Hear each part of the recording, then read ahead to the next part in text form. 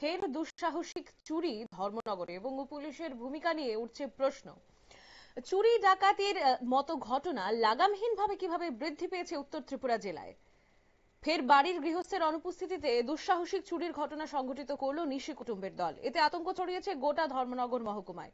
প্রসঙ্গত উল্লেখ্য, ধর্মনগর দেয়ানপাশা গ্রাম পঞ্চায়েতের শান্তিপাড়া এলাকার বাসিন্দা যোগমায়া দে পুরকায়স্থ সামাজিক অনুষ্ঠানে অংশ নিতে শুক্রবার বিকেলে তার ননদের বাড়িতে চলে যান পানিসাগরের জলে বাসায়।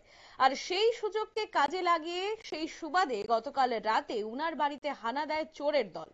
শনিবার সকালে যোগমায়া দে পুরকায়স্থ দেবের ঘুম থেকে উঠে দেখতে পান ঘরের মূল দরজার তালা ভাঙা এবং দরজা আধখোলা অবস্থায় রয়েছে। সঙ্গে সঙ্গে ঘটনাটি যোগমায়া দেবীকে জানানো হয়। পরে খবর দেওয়া হয় ধর্মনগর থানায় এবং সংশ্লিষ্টরা কি বলছেন সেই জায়গা থেকে শোনাবো। আমি তো বাড়িতে বাসাত নাই। রাত্রে আমার ফোন করছে আমার দেওয়ারের মেয়ে, ঘটনা হয়েছে 7:30টার সময়।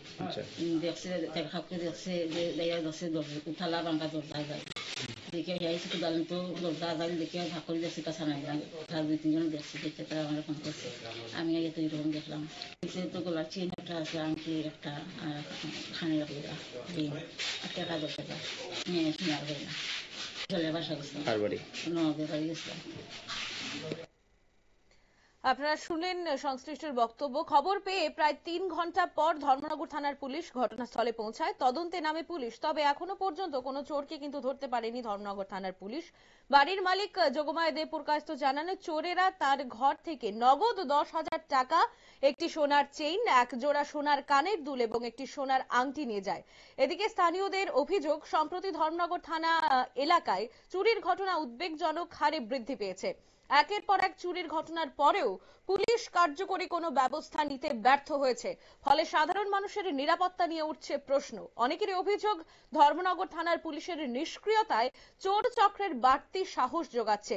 তাই স্থানীয়রা দাবি তুলেছেন, উক্ত চুরির ঘটনার দ্রুত তদন্ত করে দোষীদের গ্রেপ্তার করা হোক। পাশাপাশি এলাকায় নিয়মিত পুলিশি টহল ও নজরদারি বাড়ানোর দাবি জানান স্থানীয় বাসিন্দারা।